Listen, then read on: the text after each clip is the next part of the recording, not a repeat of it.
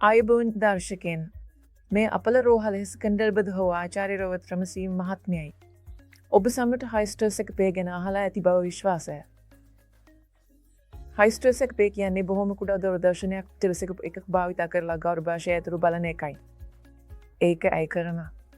ප්‍රතිකර්ශනය වැඩි අයව ත්‍රිකර්ශනය අඩු අයව ගෞරභාධාරණය සම්බන්ධ ගැටලු ඇති අයව වඳවාගේ ඇති අයව නැවත ගෞරභපතින් වීමක් ඇති අයව මේ වගේ තවත් බොහෝ හිත නිසා අපට ගෞරභාෂය ඇතුළු බලන්න වෙනවා. මේක විශේෂ වාසයක් මන්ද කීප වසරකට පෙර ගෞරභාෂය ඇතුළු සජුවම් දැකීමක් කළ නොහැකි වුණා.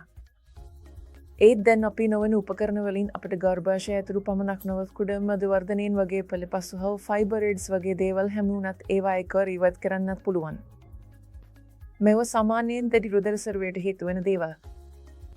අපිට ගෞරභාෂයේ බෙත් දෙකට එකක් ඇල ඉන්න බැන්ඩිස් හැමුණත් ඒවා අඳුන්වන්නේ ඇඩිෂන්ස් කියලා සාමාව ඉතා අඩු මසක් රුධරසරුවයට හේතු වෙනවා.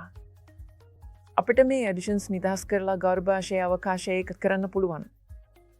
කලින් කාලෙකින් සමහර කාන්තාවන්ට උපත දෝෂයක් තියෙනවා. ඒ කියන්නේ ගෞරභාෂයේ එකක් වෙනුවට දෙකක් වගේ වෙනවා. ගෞරභාෂයේ බෙත් අතර තාප්පයක් තියෙනවා. ඒක නිසා ගෞරභාෂයේ අවකාශය දෙකට බෙදෙනවා. ඒ නිසා මේ තාත්ත්වයෙන් ගෙන එක තමයි ගෞරභාෂයේ තාප්පයක් හෝ සැපිට මේක කියලා හඳුන්වන එක මේක පහසුවෙන් හඳුනාගෙන කපල ගෞරභාෂයේ නැවතත් එක කරන්න පුළුවන්. ඒ නිසා නියමයෙන් නැවත ගෞරභපතිනි වීමේ අවස්ථාවලදී අපිට මේ ඇඩිෂන් බෙන්ඩිස් හිමි වෙනවා. සමහර වෙලාවට අපිට ගෞරභාෂය ඇතුළු පරිධාන තත්ත්වයෙන් හැම වෙනවා.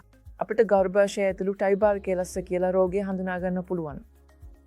ඒ නිසා හිස්ටර්ස් එකපු කියන්නේ ඉතාමත් ප්‍රයෝජනවත් මේවලමක් සමහර වෙලාවට වැඩිහිටි කාන්තාවකට හිස්ටර්ස් එකපු භාවිත කරමින් හිස්ටර්කටම කියන විශාල ශාලීකරණයක් වැළැක්විය හැකියි.